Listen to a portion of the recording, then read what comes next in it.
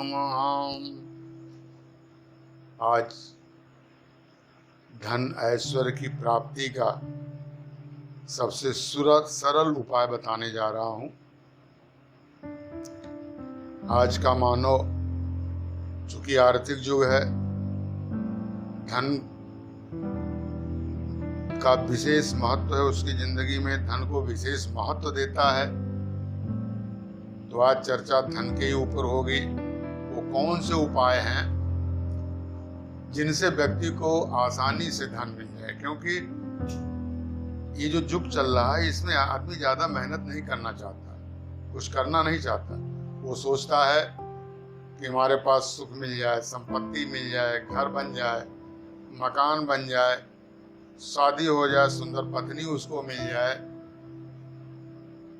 खाने पीने का भंडार सब रहे, ऐश्वर्य मिल जाए, सम्मान मिल जाए।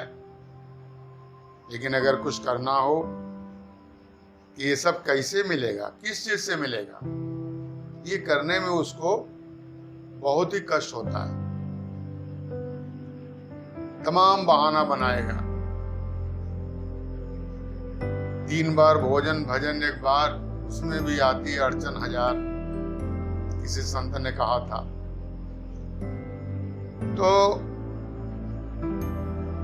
जैसा कि ये विदित है कि धन प्रारब्ध से मिलता है। आज की जो आराधना है वो भविष्य में पुण्य के रूप में मिलती है, और पुण्य ही मानव को सुख, संपत्ति, धन, ऐश्वर्य ये सब प्रदान करती है। पुण्य से ही आदमी एक राजा के घर पैदा हो रहा है, एक गरीब के घर पैदा हो रहा है। कर्म ही तो है।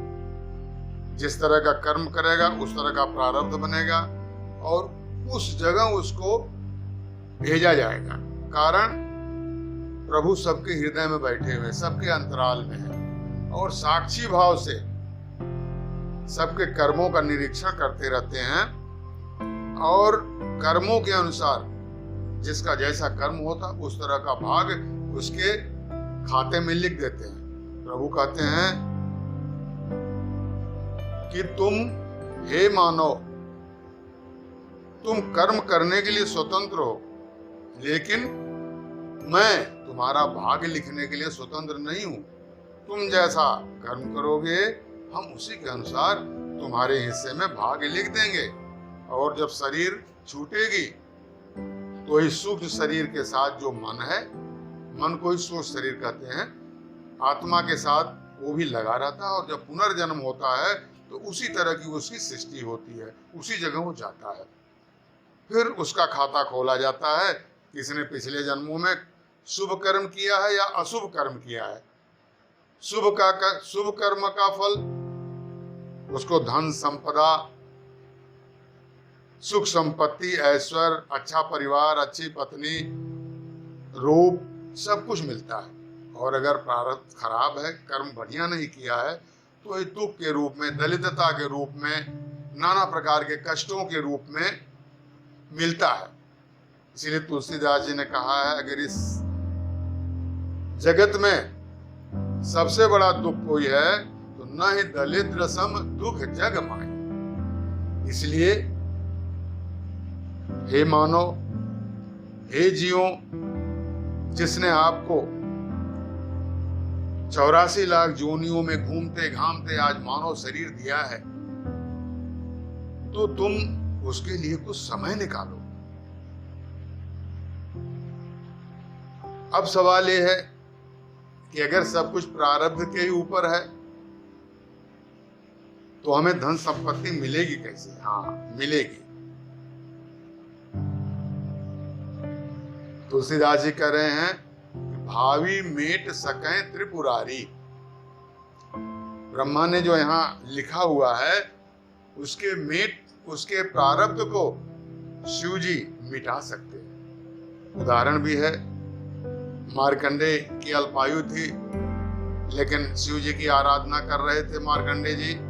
यमराज आते हैं, यम पास फेंकते हैं। मार्कंडे जी कहते हैं कि हमें शिव आराधना कर लेने दीजिए। रुद्राष्टक कर रहे थे, लेकिन यमराज ने कहा उनके गण ने कि नहीं, समय हो गया है। जैसे ही पास फेंकते हैं उसी तरह शिव जी त्रिशूल से प्रकट हो जाते हैं। उनको देख करके यम कहते हैं कि प्रभु, मैं तो आपके ही आदेश का पालन कर रहा हूँ, मेरे लिए क्या आदेश है? कहें तुम जाओ, तुम्हारा काम खत्म हो गया। और मार्कंडे के मस्तक में लिखे हुए प्रारब्ध को शिव जी ने मिटा दिया और उनको दीर्घजीवी बना दिया। जैसे स्टैंप होती है, किसी पेपर पर लगती है तो सीधी हो जाती है, लेकिन स्टैंप के ऊपर उल्टा लिखा जाता है। लेकिन जब वो किसी पेपर पर लगती है तो पढ़ने में सीधा आता है। उसी तरह से ब्रह्मा अगर किसी के माथे पर कुछ गलत प्रारब्ध उसके कर्मों के अनुसार लिखे हुए हैं तो वो शिव जी के यहाँ माथा टेके, आराधना करे। माथा जब प्रभु के चरणों में झुकता है, ये जो उल्टा लिखा हुआ उसका भाग्य है वो सीधा हो जाता है, अशुभ शुभ में बदल जाता है, उसके पाप का क्षय हो जाता है, पुण्य का उदय हो जाता है।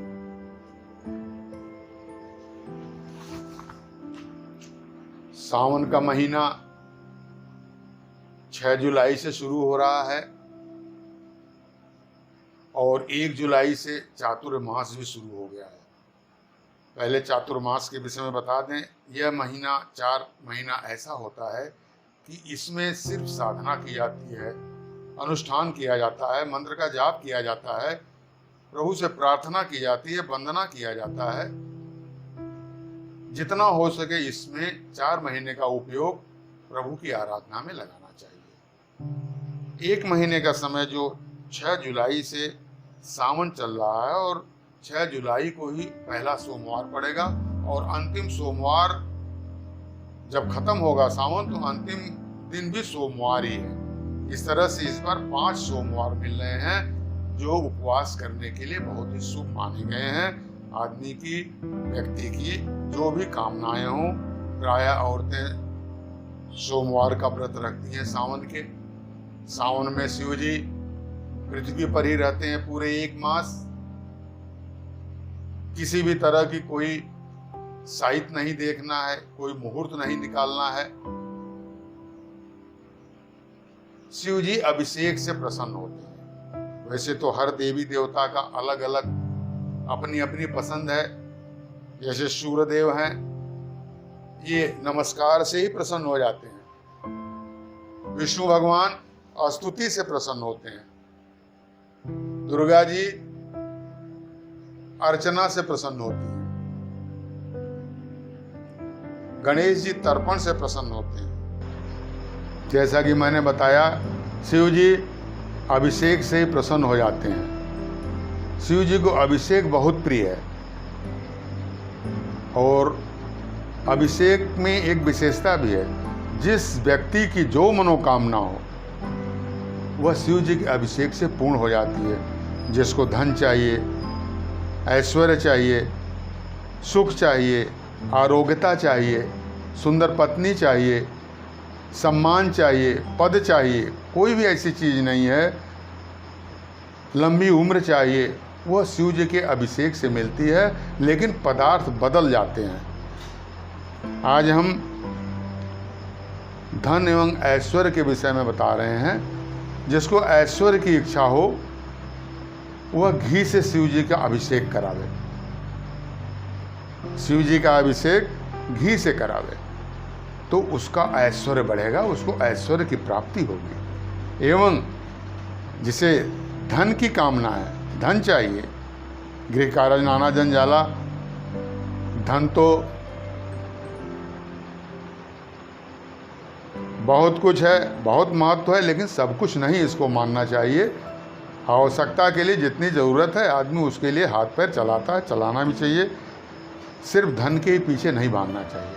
तो जिसको धन की इच्छा है वह गन्ने के रस से शिवलिंग का अभिषेक करे। शिवलिंग पर कोमल कोमल बेल पत्र को उसके ऊपर सफ़ेद चंदन से राम लिख करके आप चढ़ाइए। बेल पत्र शिवलिंग पर उल्टा चढ़ाया जाता है। जिस बेल पत्र की पत्ती पर चक्र बना हो, वह बेलपत्र शिव जी को नहीं चढ़ाया जाता है, उससे पुण्य का क्षय होता है। और शिव जी की आराधना जब भी आप करें तो शिव जी की भस्म जरूर लगावें एवं गले में रुद्राक्ष की माला हो। ऐसा करने से शिव जी जल्दी प्रसन्न होते हैं। शिव जी चूंकि बहुत ही सरल देवता हैं, आशुतोष हैं, तो आपको सरल बनना पड़ेगा, उस बच्चे की तरह से जिसमें कोई दोष नहीं होता, न राग है, न द्वेष है, न छल है, न कपट है, कुछ नहीं है, निर्मल मन है। तो निर्मल मन को बना करके दैन्य भाव से भगवान अगर बहुत जल्दी प्रसन्न होते हैं तो दैन्य भाव यानी दीन भाव से प्रसन्न होते हैं। आप दैन्य भाव रखते हुए उनसे प्रार्थना करिए, विनती करिए, कीर्तन करिए। और सावन का महीना है, आप रामचरितमानस का अखंड पाठ भी करा सकते हैं, जिसमें आप संपुट लगाइए। आशुतोष तुम अवधर दानी, आरती हरऊ दीन धन जानी।